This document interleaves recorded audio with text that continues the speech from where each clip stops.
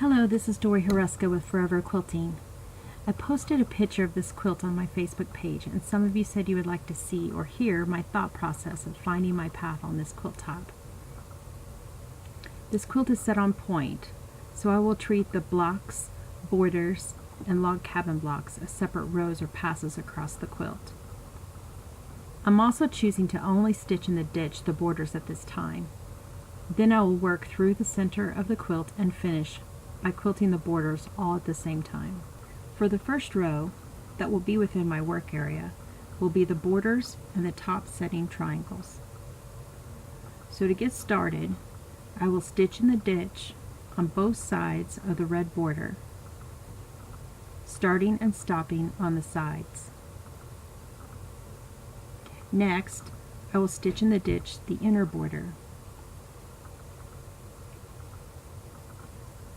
Then, without cutting my threads, I will quilt the setting log cabin triangles.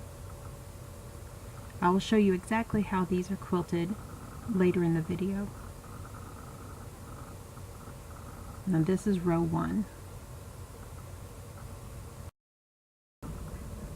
Now if you have a large throat space on your long arm, you could leave the needle down where you stopped. Roll forward to the next row, pin the sides real good where you would normally thread baste, and keep quilting. This would be your next row.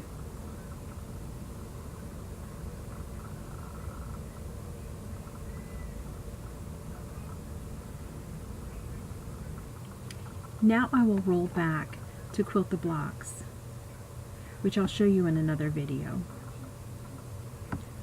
Unfortunately, because of how I've chosen to quilt around the blocks, I won't be able to quilt the row of blocks continuously. I'm wanting to quilt a border of feathers around each block and quilt the insides of each block in such a way as I really have no way to connect them. Sometimes that's just how it is.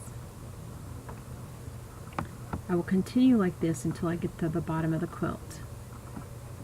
This is row 1, 2, 3, 4, 5, 6, 7, 8, 9, and row 10.